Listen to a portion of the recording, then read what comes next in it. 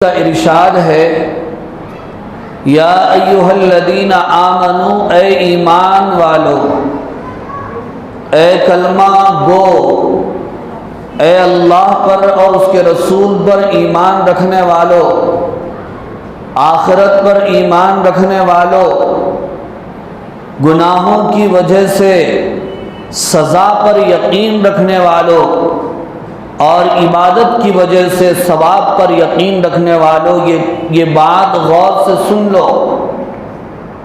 इन्नमल खमरु वल मैसिरु वल अंसाबु वल अज़लाम, बेशक शराब, मैसिर जुवा, वल अंसाब और बुत परस्ती, वल अज़लाम और फालों के ज़रिए, कुरान के ज़रिए तीर निकालना, रिजसुम मिन अमली शैतान, ये शैतान के नजिस नापाक गंदे काम हैं। इस आयत में अल्लाह तबारक व तआला ने 4 चीज़ें बयान फरमाई और उन 4 चीज़ों में असल इस आयत में मकसूद 2 ही चीज़ें बयान करना है, लेकिन अल्लाह ने और 2 चीज़ों को उनके साथ बयान फरमाकर पहली 2 चीज़ों की मजम्मत बढ़ा दी और उनके बारे में अल्लाह ने मुसलमानों को ताकीदन फरमाया कि इन चीज़ों से इज्तिनाब करो, परहेज करो। वो 4 चीज़ें क्या बयान की गई? पहली चीज़ बयान की गई इन्नमल खम्र, बेशक शराब, वल मैसिर और दूसरी चीज़ फरमाया जुवा और तीसरी चीज़ फरमाया वल अंसाब, बुत परस्ती और चौथी चीज़ है वल अज़लाम, कुरान के ज़रिए तीर निकालना और तीरों की तकसीम करना। अंसाब और अज़लाम किसे कहते हैं पहले हम उसे समझेंगे, उसके बाद उससे पहली जो 2 चीज़ें हैं उनकी बुराई, उनकी क़बाहत और उनकी मज़म्मत खुद ब खुद इंशाअल्लाह समझ में आ जाए। अंसाब तो बुत परस्ती को कहा जाता है और कोई मुसलमान ऐसा नहीं है जो बुत परस्ती को पसंद करने वाला हो या बुत परस्ती में मुब्तला होना चाहता हो। वो अल्लाह के साथ, अल्लाह ताला की ज़ात में, अल्लाह ताला की सिफ़ात में किसी को शरीक नहीं करता और कुरान ने ये ऐलान भी कर दिया, इन्नल्लाह ला यग़फ़िरु अन युश्रक बिही व यग़फ़िरु मा दून ज़ालिका लिमन यशा। अल्लाह अपने साथ शिर्क को पसंद भी नहीं फरमाते और अगर किसी का इंतकाल और वफात हालत शिर्क में हुई तो उसके बाद क़ियामत में उसकी मग़फ़िरत का, उसकी बख्शिश का, उसकी माफ़ी का कोई सवाल ही पैदा नहीं होता। शिर्क के अलावा जितने गुनाह हैं, आगे फरमाया अल्लाह ने वयग़फ़िरु लिमन यशा, के शिर्क के अलावा जितने गुनाह हैं हशर के मैदान में अल्लाह फरमाते हैं अगर मैं चाहूं तो माफ कर दूं, अगर मैं चाहूं तो अजाब दे दूं। फिर दूसरी चीज इस आयत में जो बयान की गई वो है अज़लाम। अज़लाम ये ज़लमुन की जमा, इसके माने तीरों के आते हैं। इसका मतलब और इसकी तफसीर मुफ़स्सिरीन ने बयान फरमाई, ज़माने जाहिलियत में खाने काबा में मुशरिकों ने और काफिरों ने, उस दौर के गुमराहों ने चंद तीर रखे हुए थे और उन तीरों पर 2 चीजें लिखी हुई होती थी। एक पर नाम यानी यस और दूसरी तीर पर नो यानी ला यानी नो।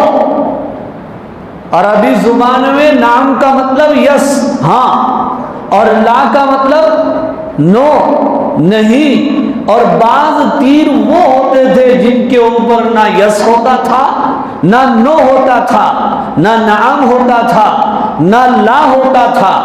अब ये तीरों के साथ वो करते क्या थे? तीरों के साथ वो ये करते थे, उनको अगर कोई काम करना होता था तो वो खाने काबा में रखे हुए ये यस और नो वाले तीर, ये नाम और ला वाले तीर आंख बंद करके उसे निकालते थे और उन्हें पकड़ते थे। अगर नाम वाला यस वाला तीर निकलता तो वो अपना काम करते थे, और अगर ला वाला नो वाला तीर निकलता था तो काम नहीं करते थे।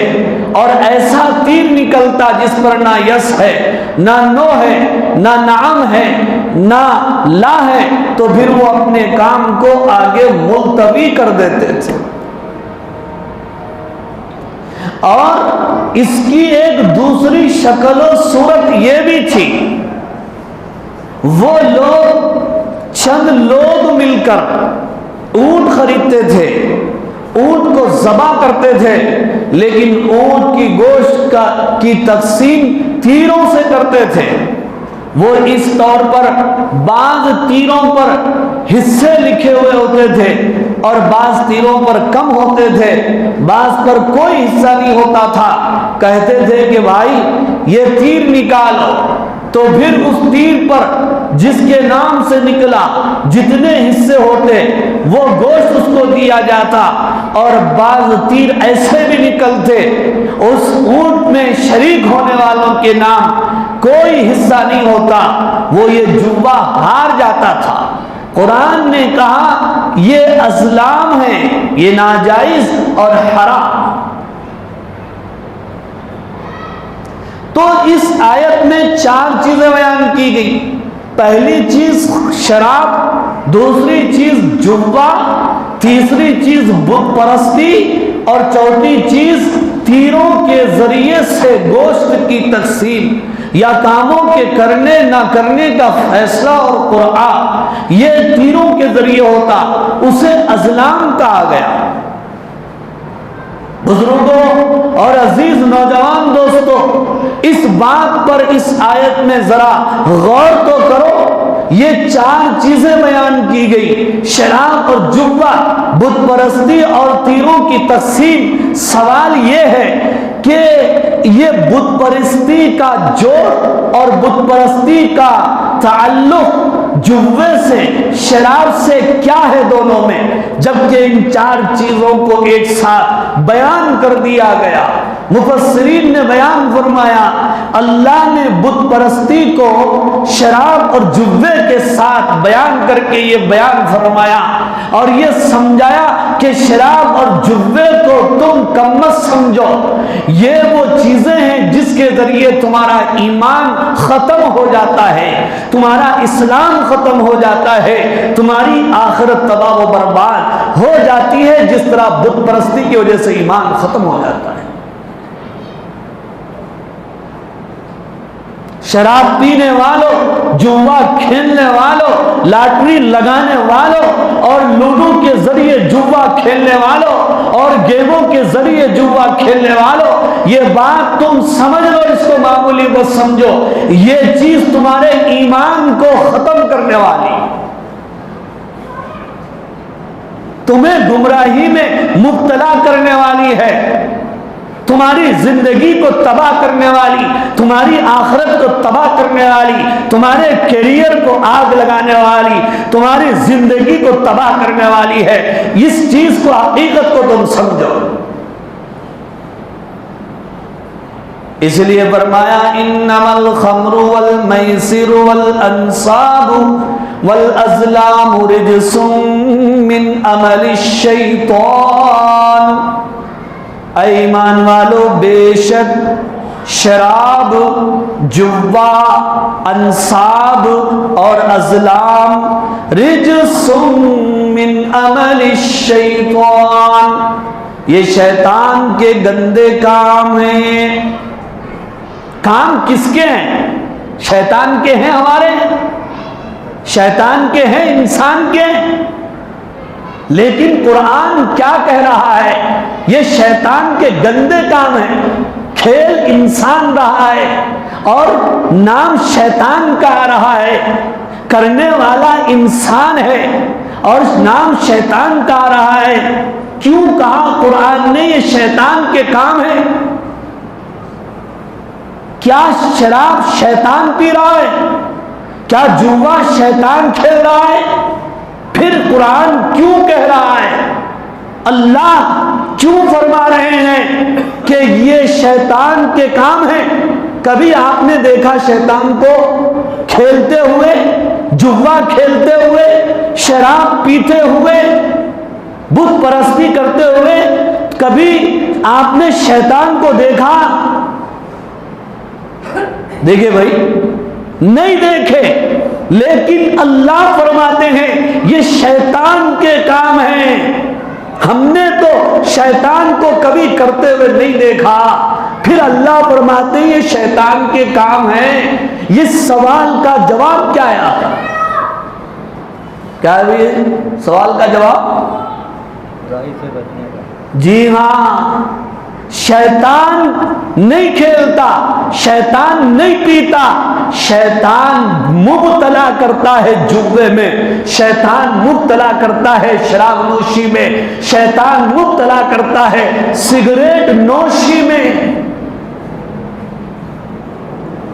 वो नजर नहीं आता, पीठ का दुश्मन है, आस्तीन का सांप है, पीछे से छुरा घोंपने वाला, हमको जन्नत से निकालकर जमीन पर पटकने वाला, वो हमारा अजली अबदी पक्का दुश्मन है।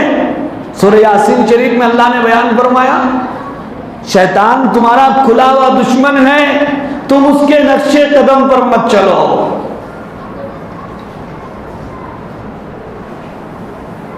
उसके पीछे मत चलो।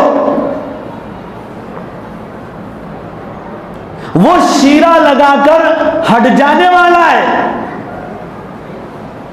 शीरा लगाकर काम पे लगा के हट जाने वाला है। इसलिए फरमाया रिजसुम मिन अमली शैतान, ये शैतान के नजिस और रिजस, खबीस और गंदे काम हैं। शराब पीने वाले पर हदीस में आता है अल्लाह ताला की लानत बरसती है। शराब बनाने वाले पर, शराब ढोने वाले पर, शराब बेचने वाले पर, शराब खरीदने वाले पर और शराब के पीने वाले पर अल्लाह की लानत बरसती है। और एक हदीस में यूं बयान फरमाया गया कि जो शराब पीता है, जो माँ बाप की नाफरमानी करता है और जो जुआ खेलता है, ये सारे लोग जन्नत में नहीं जा सकते।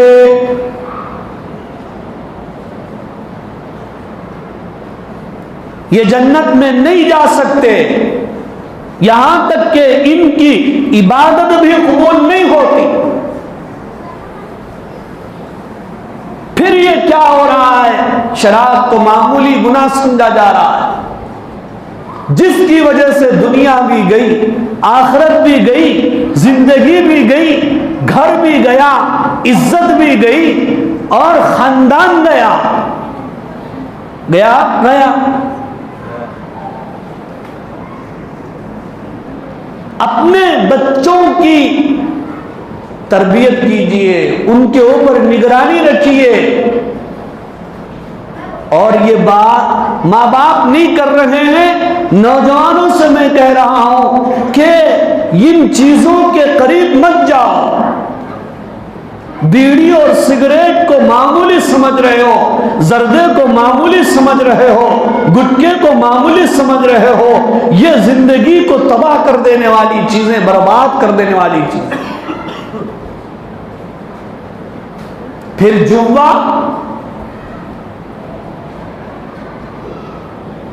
चंद लोगों ने बताया, बच्चे, मैं तो अब तक ये समझता था ये फोन में गेम खेलने वाले टाइम पास कर रहे होंगे, हाथ में फोन है, टाइम पास है, हर कोई अपने अपने हिसाब से टाइम पास करता है। मैं तो ये समझता था गंदी फिल्में देखने से बेहतर और सिनेमा बीनी से बेहतर, यूट्यूब में जाकर गैर जरूरी चीजें देखने से बेहतर बच्चे गेम खेलें। लेकिन मालूम हुआ कि ये बच्चे कैसा गेम खेल रहे, पैसे लगा के गेम खेल रहे हैं। उससे बेहतर है गंदी फिल्में देखते, उससे बेहतर है कोई और चीज करते। पैसे लगाकर जुआ खेलना कितनी खतरनाक बात है। आज ये 5-5 रुपए लगाकर खेलने वाले, 10-10 रुपए लगाकर खेलने वाले कल पूरी जिंदगी लगा सकते हैं इसके पीछे, अपने घरों को बेच सकते हैं, अपनी जायदाद को बेच सकते हैं, अपने आप को बेच सकते हैं। ये कहीं के नहीं रहेंगे, इसको मामूली मत समझो। जुआ है ये, इसमें एक नहीं कई चीजें आ जाती हैं। वो गेम के नाम भी हमको नहीं मालूम, कितने किस्म के गेम निकल गए। लत है लत, ये लूडो, पबजी, फ्री फायर और कौन से फायर है नहीं मालूम। ये क्या है? ये चीजें तबाह करने वाली हैं। अरे काश कि तुम ये खेल ना खेलते, बाहर दोस्तों के साथ फिरते, बैठ के गपशप करते, कहीं जंगल में घूम के आते, तुम्हारी सेहत तो बन जाती। लेकिन ये खेल खेल कर तुम अपनी जिंदगी के साथ क्यों खेल रहे हो? तुम्हारी आदतें किधर जा रही हैं? तुम्हारे ख्यालात किधर जा रहे हैं? तुम किस डगर पर चल रहे हो, किस रास्ते पर चल रहे हो, तुमको पता भी है?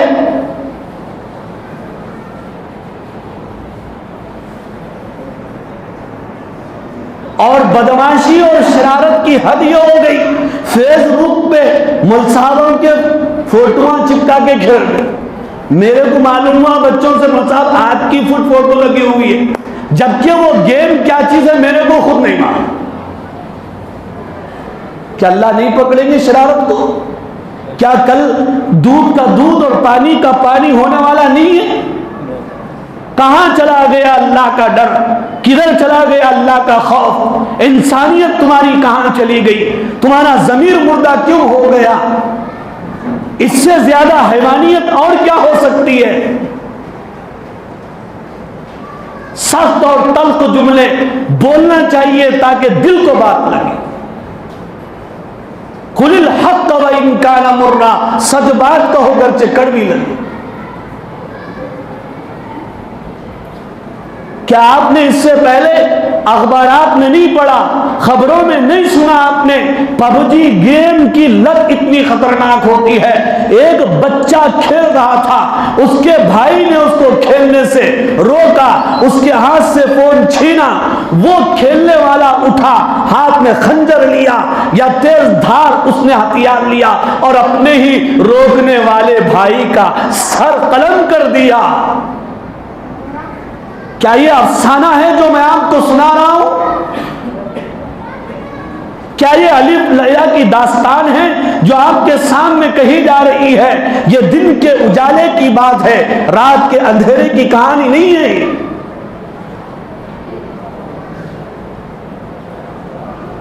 इसीलिए मौलाना अबुल कलाम आजाद रहमतुल्लाह अलैह ने कहा था, हजरत सैयद अताउल्लाह शाह बुखारी रहमतुल्लाह अलैह ने कहा था अपने सामईन से, मैं इतना कुरान किसी पहाड़ के सामने पढ़ता, वो भी अपनी जगह से सरक जाता, दरख्तों के सामने पढ़ता, वो भी हट जाते, पहाड़ भी रेजा रेजा हो जाते, लेकिन तुम हो के टस से मस नहीं हो रहे।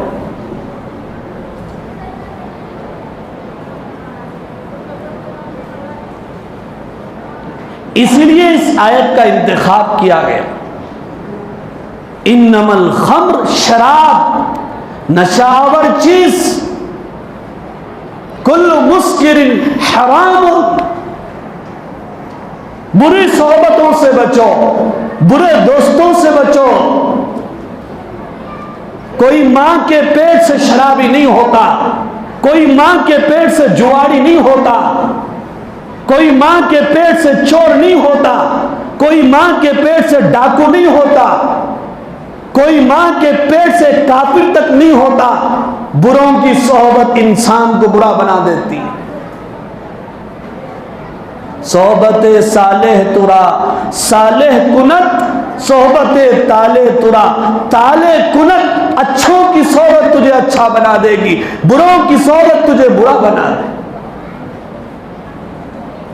फरमाया रिजसुम मिन अमलि शैतान फज्तनिबूहु लअल्लकुम तुफ्लिहून।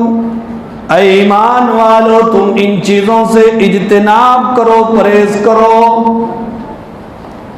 तो कामयाब हो जाओगे।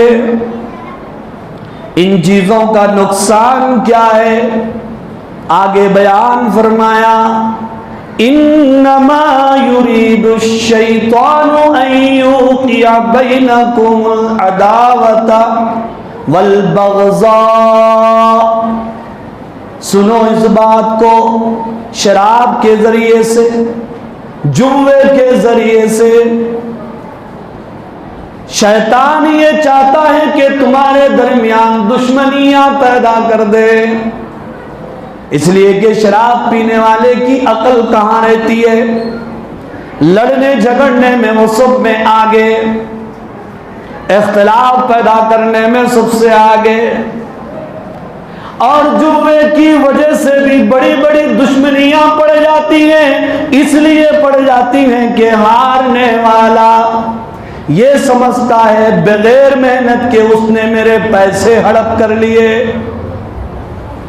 अगर कोई मजदूर आपके पास मजदूरी करके पैसे ले रहा है, दिल को तकलीफ नहीं होती, मेहनत किया, पैसे उसने लिया, दिल में नफरत नहीं आती मजदूर के बारे में। तिजारत हम कर रहे हैं, कपड़े बेच रहे हैं, कपड़े हमने बेचा, सामने वाले ने खरीदा, उसके पैसे हमने लिया, उसको तकलीफ नहीं, इसलिए कि मेरे पैसे गए, उधर से कपड़े आए। लेकिन ये जुआ खेलने वाला जब ये पैसे जीतता है, सामने वाला ये समझता है फजूल के मेरे पैसे चले गए, अब इसको छोड़ना नहीं है, इसको दो ठिकाने लगाना है। और उसको ठिकाने लगाते लगाते इसकी जिंदगी को ठिकाना लग जाता है, इसकी जिंदगी को चूना लग जाता है, ये पैदल हो जाता है। जुआ खेलने वाले जब पूरे पैसे हार के बैठ जाते हैं, घर के सामान बेच के बैठ जाते हैं, सूद पे रकम लेते हैं, फिर उससे भी बस नहीं होता, चोरियां करते हैं जुआ खेलने वाले। आज ये लूडो गेम, ये पबजी गेम, ये फेर फार क्या है? 5-5 रुपए 10-10 रुपए लगा के खेलने वाले, अपनी अकल ठिकाने पे लाओ। किधर जा रहे हो भाई मेरे दोस्तों, ये क्या हो रहा है?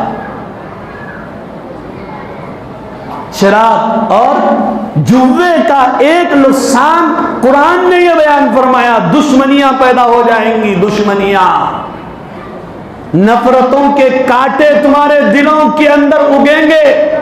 इन्नमा युरीदु शैतान अन युक़िया बैनकुमुल अदावता वल बग़ज़ा फिल खमरी वल मैसरी। शराब और जुए के जरिए से शैतान दुश्मनियां डालेगा। और क्या करेगा शैतान इसके जरिए से? फरमाया व यसुद्दकुम अन ज़िक्रिल्लाह। सुनो, शराब की लत में तुमको पड़ा कर, जुए की लत में तुमको डाल कर शैतान तुमको अल्लाह की याद से रोकेगा। यह मैं नहीं कह रहा हूं, माफ कीजिए, जुमा में जो बयान होता है किसी को देख कर नहीं होता। पॉजिटिव सोचिए, नेगेटिव नहीं, मुस्बत सोचिए, मंफी नहीं।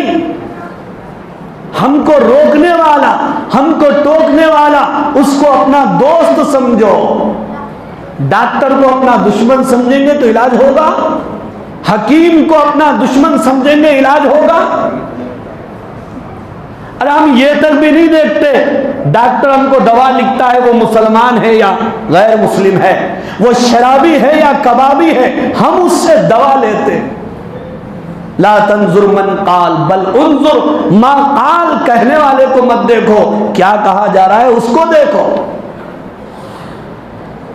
तो फरमाया कि शराब और जुए के जरिए से शैतान दूसरा काम ये करता है कि तुमको अल्लाह की याद से रोक देता है, और एक खतरनाक काम ये है कि तुम इन चीजों में पढ़कर वानी सलाह नमाज से गाफिल हो जाते हो।